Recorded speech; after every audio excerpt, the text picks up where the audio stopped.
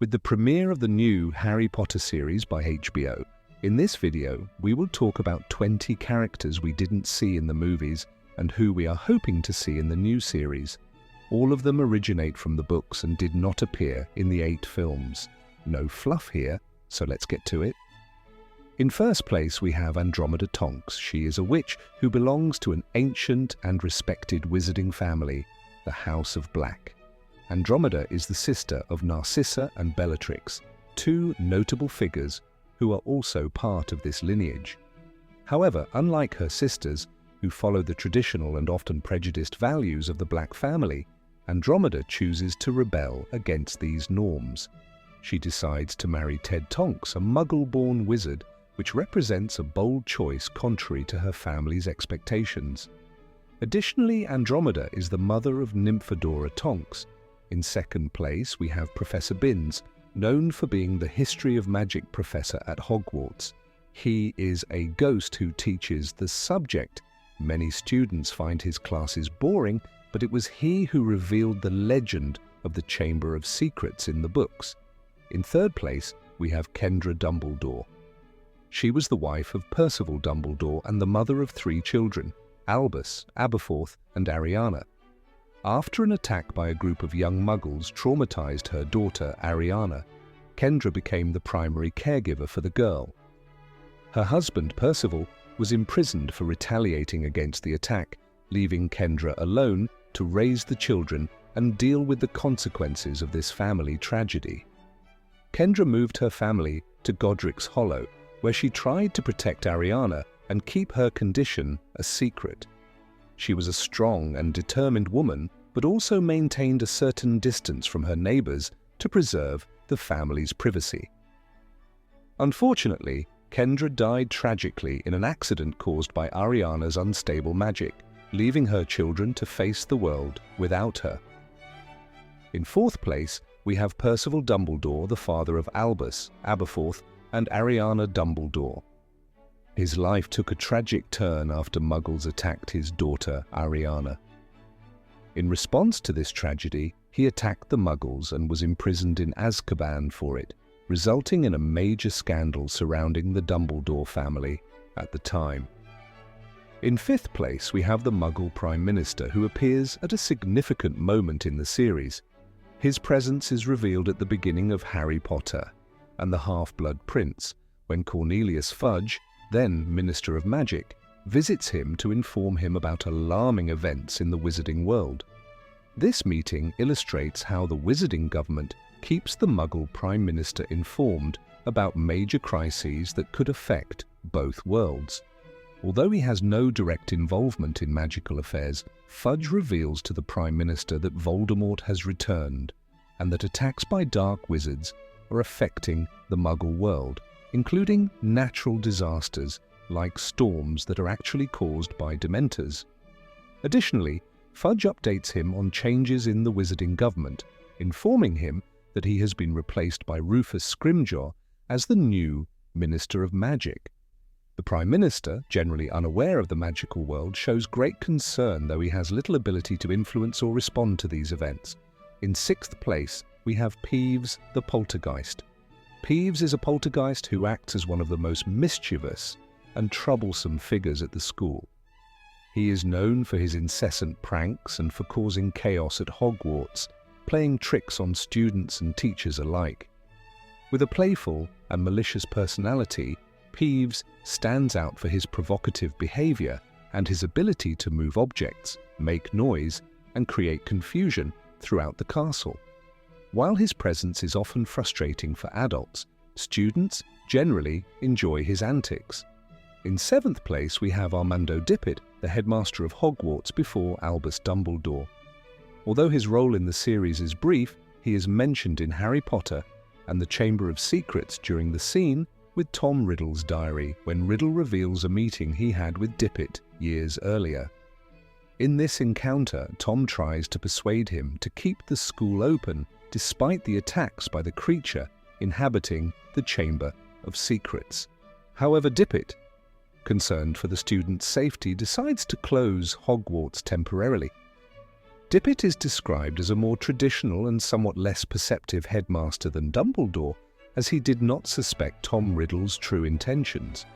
He also appears in the timeline as a transitional figure between a Hogwarts that had not yet faced the rise of Voldemort's darkness and the era when the school would become a center of resistance against him.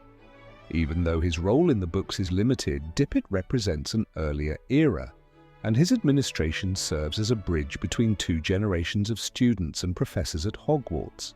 Seeing Armando Dippet in action could provide more context about how the school was run before Dumbledore took charge, as well as give us a glimpse about the school environment during the time when Tom Riddle was a student.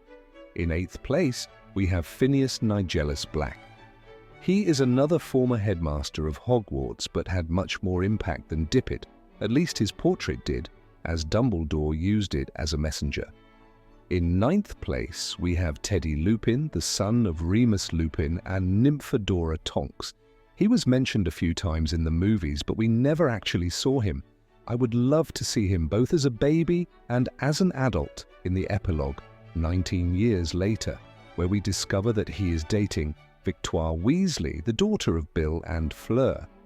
In 10th place, we have Rodolphus Lestrange, a dark wizard and member of the Lestrange family, one of the most notorious and influential wizarding families. He is known for being one of Lord Voldemort's most devoted followers and a member of the Death Eaters. Rodolphus is married to Bellatrix Lestrange, one of Voldemort's most loyal witches, and together they share a twisted belief in blood purity and the superiority of wizards over muggles. In 11th place, we have Piers Polkiss, Dudley's friend. Piers was with them at the zoo in the first book and is very similar to Dudley in personality. In 12th place, we have Charlie Weasley, known as one of Ron Weasley's brothers and a member of the Weasley family, which is famous in the wizarding world. He is the second son of Arthur and Molly Weasley and is known for his passion for magical creatures, especially dragons. It was one of the biggest oversights in the Harry Potter movies to cut him out. In 13th place, I'll include not just one person, but an entire family, the Gaunt family, Merope, Morphin, and Marvolo Gaunt. This is a crucial memory of Voldemort's that touches on his mother, uncle, and grandfather.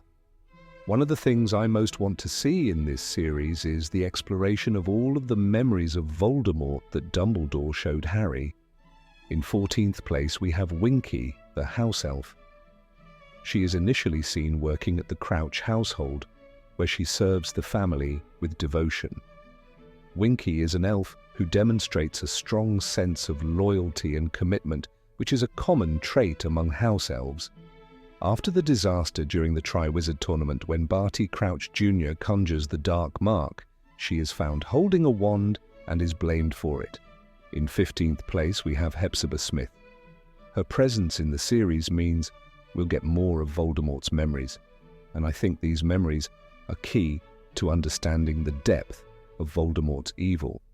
In 16th place, we have Regulus Black. Regulus was Sirius's brother and was a Death Eater. However, over time, Regulus begins to question Voldemort's actions and the nature of the Dark Lord's power.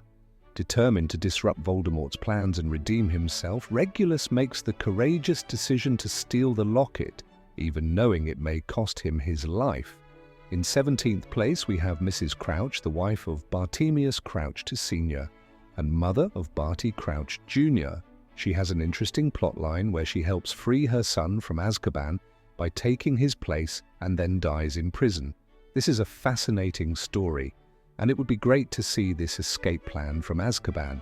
In 18th place, we have Tom Riddle Sr., a muggle whom Voldemort's mother, Merope Gaunt, used a love potion on to make him fall in love with her, which resulted in Voldemort's birth.